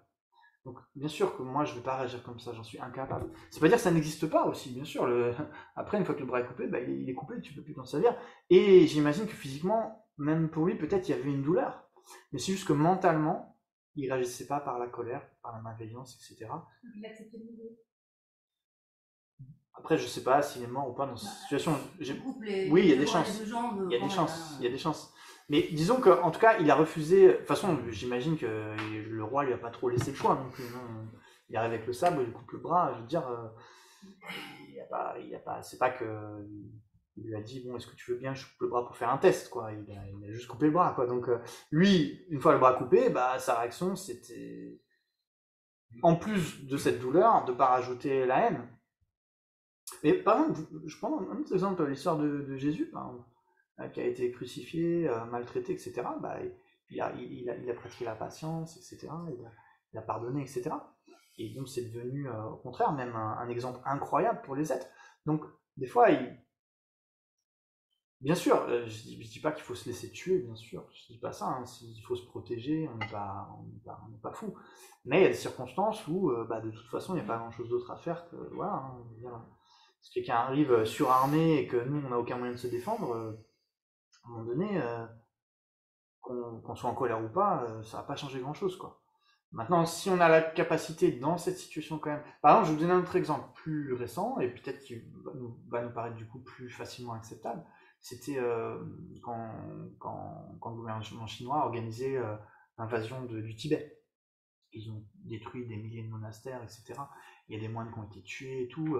Bien sûr, parmi eux, il y en a qui ont vécu ça très très mal, hein. Tout le monde n'est pas des grands yogis, c'est pas parce que quelqu'un est moine, c'est un grand yogi. Mais il y en a un, apparemment, au moment de se faire exécuter, ils ont dit quelles sont tes dernières paroles, et il a dit puisse la souffrance des êtres mûrir sur la mienne, et puisse-t-il obtenir tous mes bonheurs. Puisse toute la souffrance des êtres mûrir dans ma souffrance, et puisse-t-il recevoir tous mes bonheurs. Et donc il s'est fait exécuter sur ces derniers mots, avec cet état d'esprit. Donc de toute façon, il allait être exécuté. Alors, il aurait pu peut-être être en colère, les insulter, dire que vous êtes des monstres, etc. Mais lui, parce qu'il avait entraîné son esprit à un niveau très avancé, que même dans ces circonstances, il pratiquait l'esprit de compassion, d'amour et de compassion.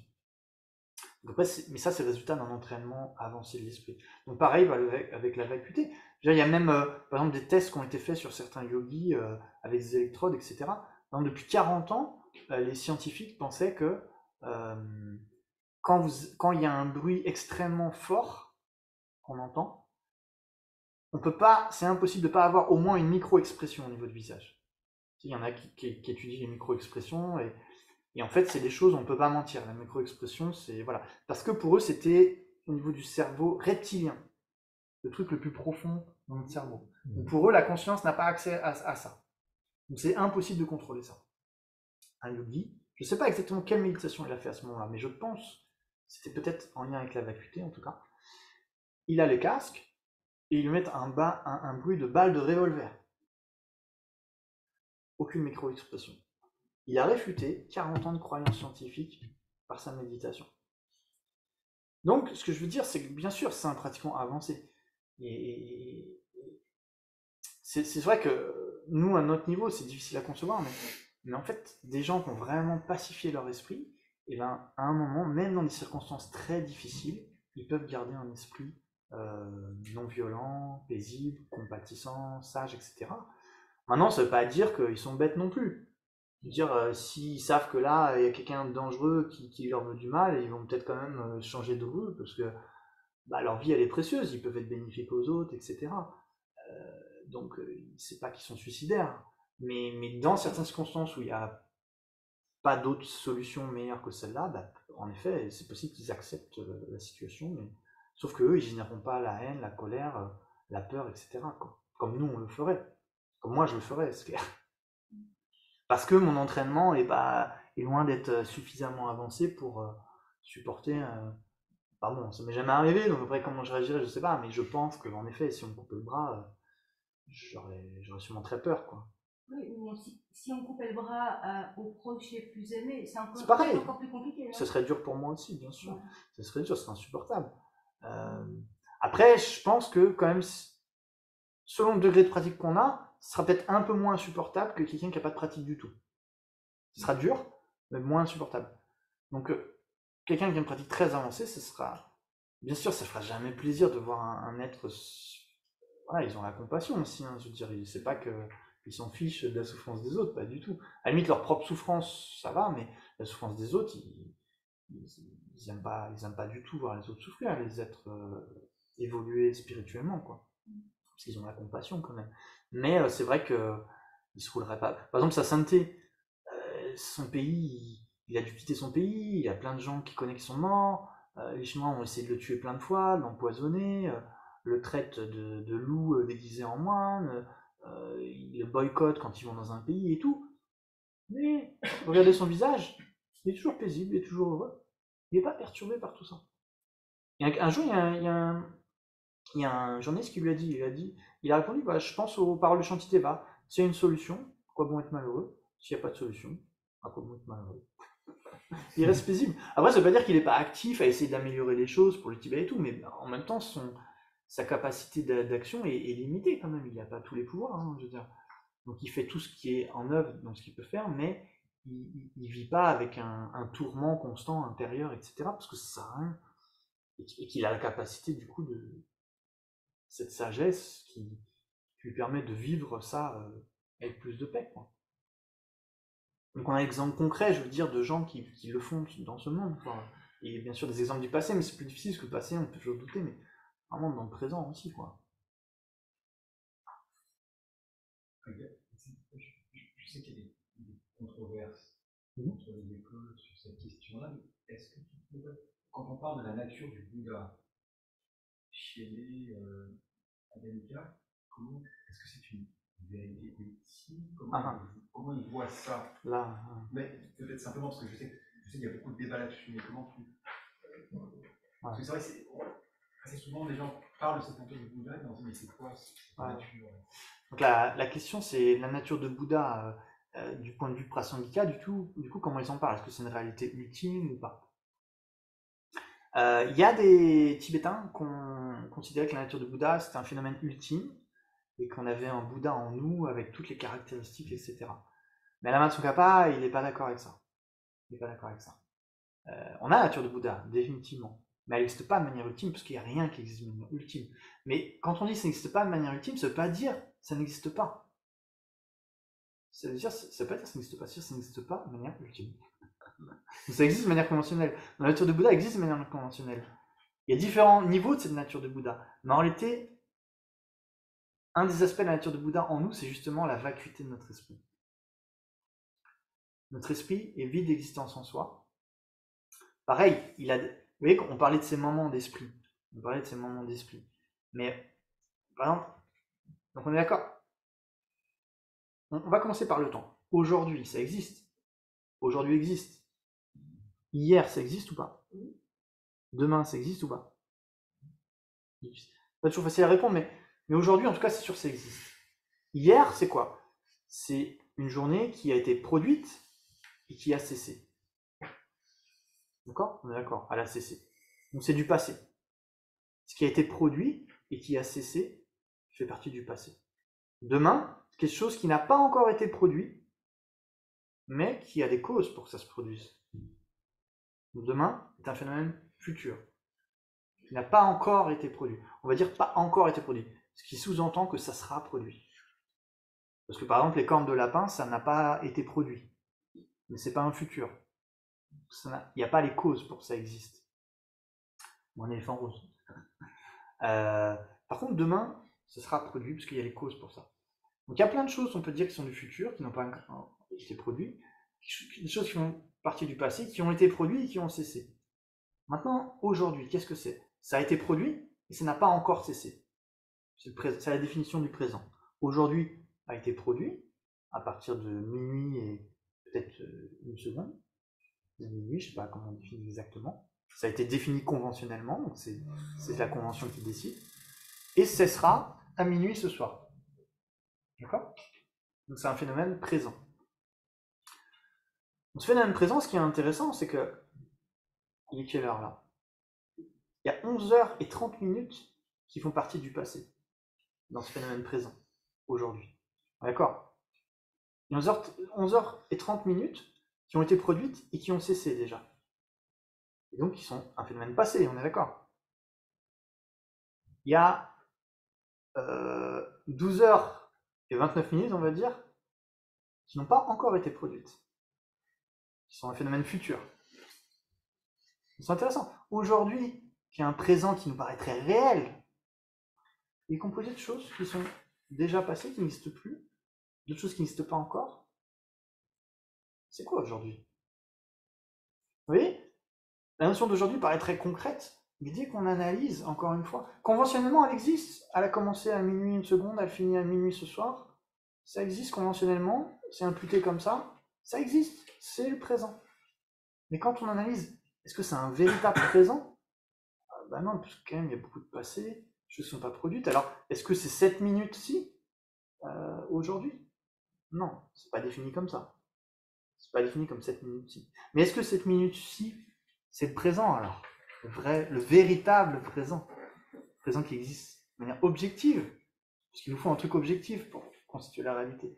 Pareil, il y a peut-être 30 secondes qui ont déjà cessé, 29 secondes qui n'ont pas encore été produites, qui est composé de choses qui n'existent plus, de choses qui n'existent pas encore. 7 secondes, il y a des millisecondes, etc., nanosecondes.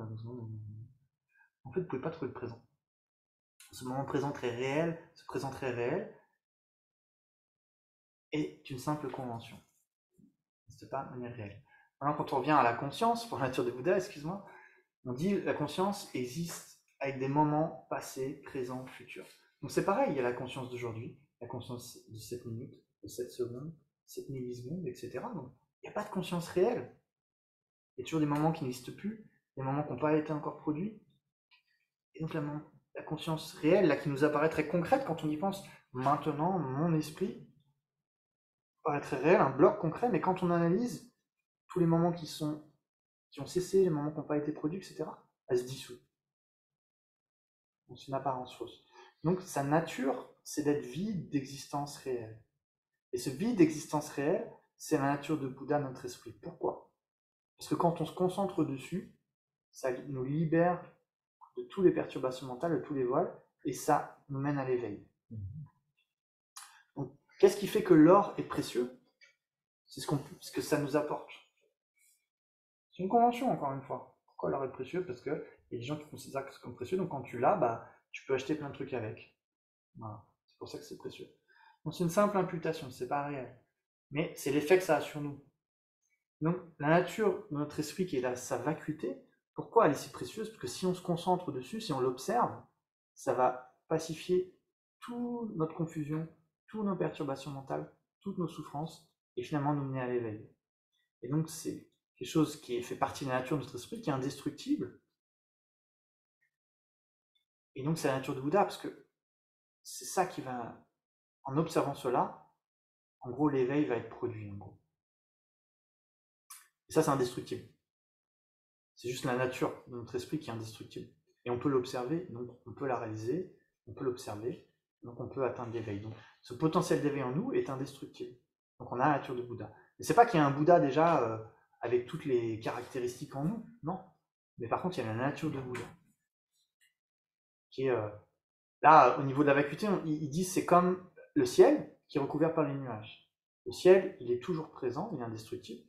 Les nuages, ils font pas partie de la nature du ciel. Donc les perturbations mentales, c'est ce qui nous empêche de voir la vacuité de notre esprit, qui est comme le ciel, qui est toujours présente. Mais quand on l'observe, alors les nuages peuvent se dissiper, etc. Elle est toujours présente. Donc ça, c'est un aspect de la nature de Bouddha. L'autre, c'est que cet esprit peut développer ses qualités de sagesse, de compassion, etc. Et là, c'est plus comme une graine qui peut se transformer en une pousse, un arbre, donner des fruits, etc. Et qui peut développer toutes les qualités d'un Bouddha.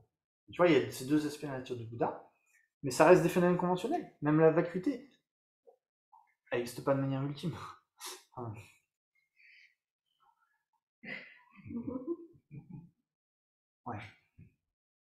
Parce qu'elle dépend la vacuité de l'esprit, elle dépend de l'esprit, t'es d'accord? Tu peux pas parler de la vacuité de l'esprit sans parler de l'esprit. Ça n'a pas de sens.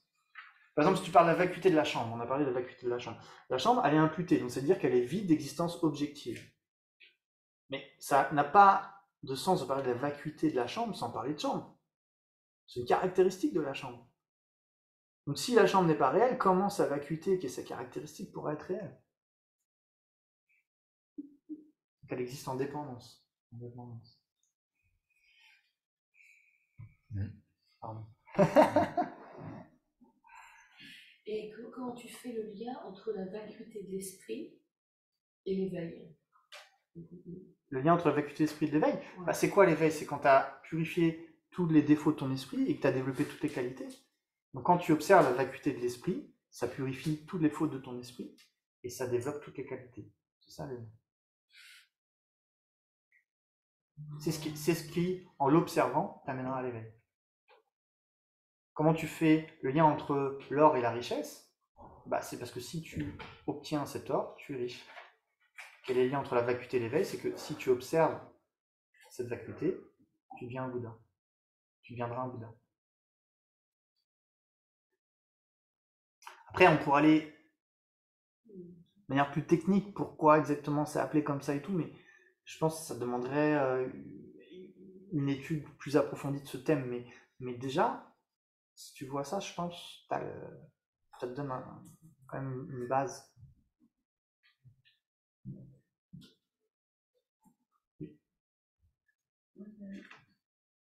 Une chose que je n'arrive pas à bien saisir, c'est la raison pour laquelle les vérités ultimes, quand on arrive à y parvenir, quand on arrive à... on arrivera à les percevoir. Oui. Elles impliquent forcément que rien n'existe. J'ai eu l'impression que c'était un peu ce qui était dit, alors j'ai peut-être mal compris. Ah non, une non-réalité de la vérité n'implique pas que rien n'existe. Et c'est ça, c'est exactement pour cette raison que cette école Prasangika, c'est une école la plus difficile à comprendre parce que c'est facile de penser que rien n'existe quand on y réfléchit. Mais c'est une erreur.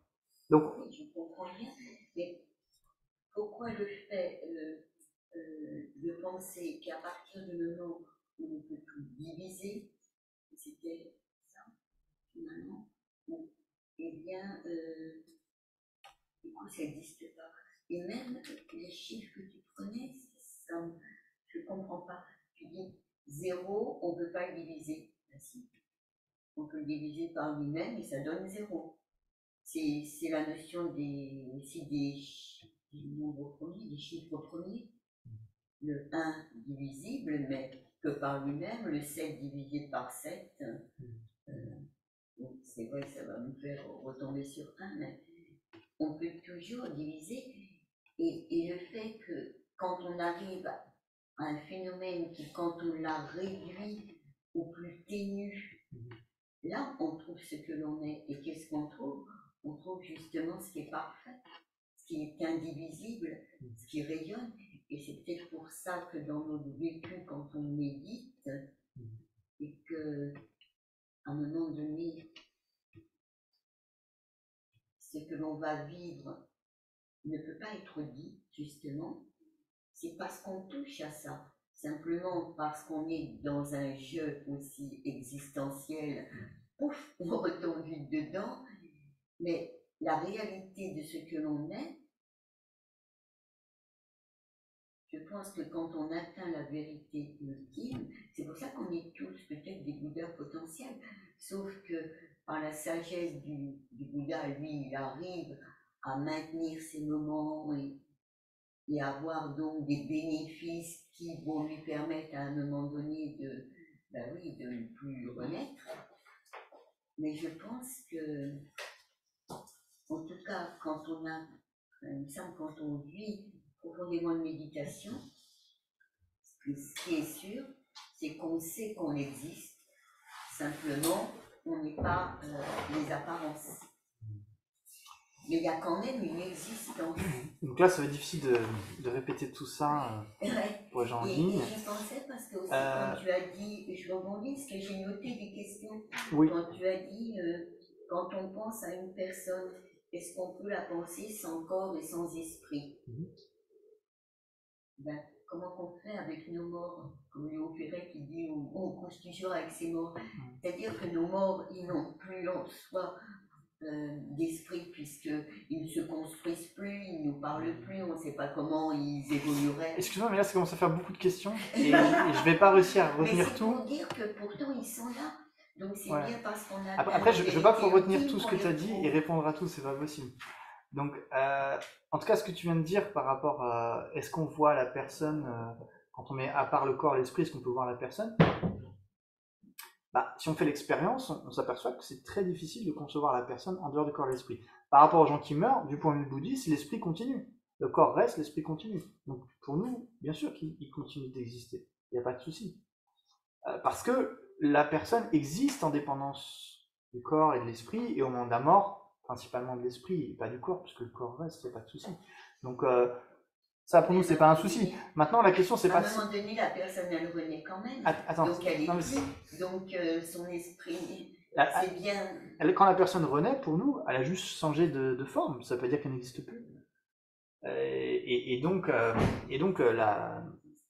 le point, c'est pas de savoir est-ce que la personne existe ou pas. On dit qu'elle existe en dépendance, parce qu'elle est imputée par le corps, sur le corps, l'esprit. L'esprit pense, fonctionne, peut initier des actions, etc. Donc la personne qui est désignée en dépendance de ça fait des actions, etc. Donc pour nous, ça fonctionne. Il n'y a pas de souci. La personne existe.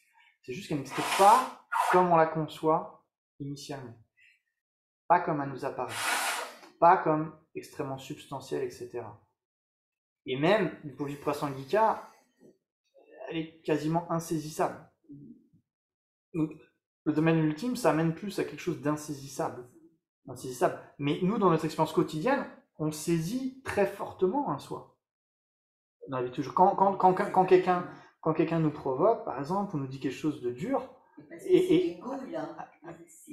Attends. Et donc oui, donc on réagit par l'ego. C'est-à-dire qu'il y a l'ego qui se montre, et donc qui paraît très concret. Et donc c'est-à-dire que c'est ça le problème pour nous. C'est ça le problème. Donc de méditer sur l'absence d'un soi substantiel, ça permet de pacifier justement cet ego, etc. Donc c'est ça le but. Mais on ne dit pas que le jeu n'existe pas. Et après, par rapport à ce que tu disais, après bien sûr, il peut y avoir différents points de vue philosophiques en général dans le monde. Hein. Moi, je décris autant que du mieux que je peux, peut-être pas forcément parfaitement, mais j'essaie de décrire un petit peu les différentes approches bouddhistes qui demandent aussi à être approfondies et analysées pour bien les comprendre. C'est pour ça qu'il y a quand même des textes qui les expliquent en détail, que c'est facile de mal les comprendre aussi quand même. Et je prétends pas en 1h30 clarifier toutes les écoles philosophiques parfaitement dans tous les aspects. Donc ça demande à être étudié, analysé pour bien comprendre, pour pas mal les interpréter aussi. Et après, il faut savoir que oui, dans le monde, il y a d'autres vues que la vue bouddhiste aussi. Hein. Il y a des gens qui pensent qu'en effet, il y a un soi réel, permanent, voilà, indépendant du corps et de l'esprit, etc. Il y a des gens qui pensent ça. Mais le bouddhisme pense que ça n'existe pas, par contre. Mais il y a des gens qui le pensent. Donc après, chacun se fait son opinion aussi. Et pour certains, c'est peut-être plus bénéfique de penser ça. Et ça leur paraît plus réel. Donc après, si on veut débattre ces choses-là, donc là, ça demanderait vraiment à approfondir les différents points de vue, analyser qui dit quoi, etc. Mais voilà, il y a différents points de vue, ça c'est clair. Au niveau du divisé 0, ce que je voulais dire, c'est que si tu as une distance qui fait 0 cm, tu peux pas la diviser en des distances plus petites. C'est dans ce sens-là que je voulais dire. Tu peux pas. Et si tu additionnes 0 cm plus 0 cm plus 0 cm, tu auras toujours 0 cm. Et c'est pour ça, donc si tu as des particules qui n'ont aucune dimension, de quelle manière ça peut s'agglomérer Ça n'existe pas. Bah oui, si elle n'avait aucune dimension, on pourrait dire que ça serait difficile de dire qu'elle existe, quoi. Comment on pourrait dire qu'un phénomène, quelles seraient ses caractéristiques, quoi, je veux dire. Enfin... Mais bon, ça après, je sais que la science a des points de vue particuliers parce que, enfin, j'avais lu, enfin, je sais pas ce que par rapport à la plus petite distance possible, ça a été défini en science. La plus petite distance. Mais c'est très intéressant. C'est-à-dire qu'on voit encore une fois que c'est quelque chose de conventionnel. J'avais lu, alors peut-être il y en a d'autres qui font autrement, peu importe, mais j'avais lu ça en tout cas. Il y a la vitesse de la lumière, qui est considérée comme la vitesse la plus rapide. Et il y a, on va dire, le temps, non, pardon, c'est pour le plus petit moment de temps. Le temps que cette lumière prend pour traverser un atome, par exemple, on va dire. C'est quelque chose comme ça. Ça, c'est le temps le plus infime. Pour eux, il n'y a pas de temps en dessous de cela. Pourquoi? Parce qu'en dessous de cela, ça n'a pas de sens particulier, ça n'a pas de fonction particulière. Donc c'est pas que c'est indivisible. C'est pas que c'est indivisible. C'est juste que de parler de temps au-delà de ça, ça n'a pas de sens au point de vue de... Ça n'a aucun... Comment dire? C'est pas relevant comme... Signifiant. C'est pas signifiant. C'est insignifiant, voilà. Donc c'est pas un moment de temps infime, ultime. C'est défini en fonction d'un contexte. Donc pour eux, un temps plus petit que celui-là n'a pas vraiment de sens. Donc c'est comme ça qu'ils l'ont défini. Dans le bouddhisme, ils l'ont défini comme sur un claquement de doigts, il y a 64 instants, etc., ou 300 instants, etc.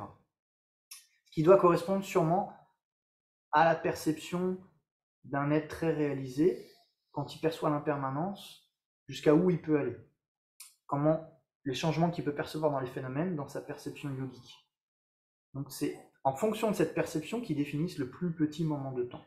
Mais ça reste pas quelque chose d'indivisible. Vous voyez ce que je veux dire? Il est juste imputé en fonction d'autres choses. Et donc c'est là que vous voyez la relativité, l'interdépendance, etc. Voilà, mais c'est intéressant tout ce que tu dis, mais c'est vrai que je me sens pas...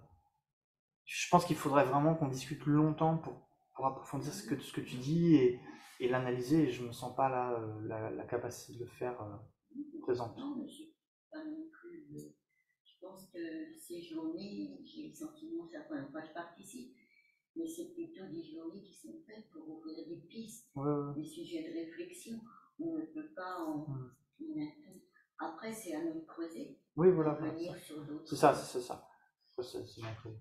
Puis bon, après, on va avoir la chance d'avoir Cyril qui va nous présenter aussi des choses du point de vue neuroscientifique, etc. Et je pense que ça va, voilà, ça va être intéressant dans ce dialogue.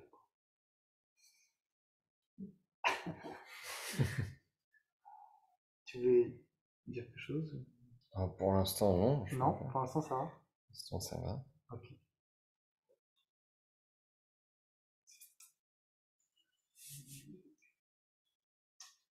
Est-ce que vous aviez d'autres questions, doutes? Non?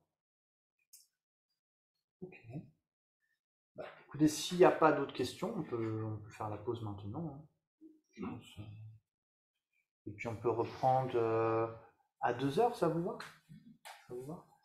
Et, je pense de toute façon, après la présentation de Cyril, ça donnera lieu à plus d'échanges, parce que du coup, d'avoir une autre approche, ça va permettre de... Enfin, bon, déjà, il y a déjà eu pas mal de questions. Oui? C'est juste une proposition. Mais, oui? Est-ce qu'on pourrait commencer un peu plus tôt? Par exemple, une heure et demie comme il est. Alors, c'est vrai qu'on peut commencer un peu plus tôt, parce qu'on arrête, on arrête plus tôt maintenant. Oui, tout à fait. 1h30, ça dépend, parce que des fois, le temps d'aller manger, de revenir et tout, des fois, on est un petit peu juste, je pense, mais on pourrait dire à moins le quart. Est-ce que 2h moins le quart, ça va pour tout le monde? 2 heures de pause, c'est beaucoup. Ouais, mais je me rappelle qu'à la fois, on était juste quand on a fait la retour. Enfin, si vous voulez, on peut essayer 1h30. Hein. Ouais. On se dépêche. Vous voulez 1h30? Est-ce que tout le monde est OK pour 1h30? Est-ce que tout le monde est OK? 1h30 si quelqu'un n'est pas OK, manifestez-vous. Vous pouvez mettre la petite main. Non? Bon, 1h30. Bah oui, en plus, vous êtes chez vous. Pour vous, c'est... Normalement, à moins que vous cuisiniez quelque chose de très élaboré. OK, très bien. Donc, on se voit à 1h30. Merci beaucoup. Merci.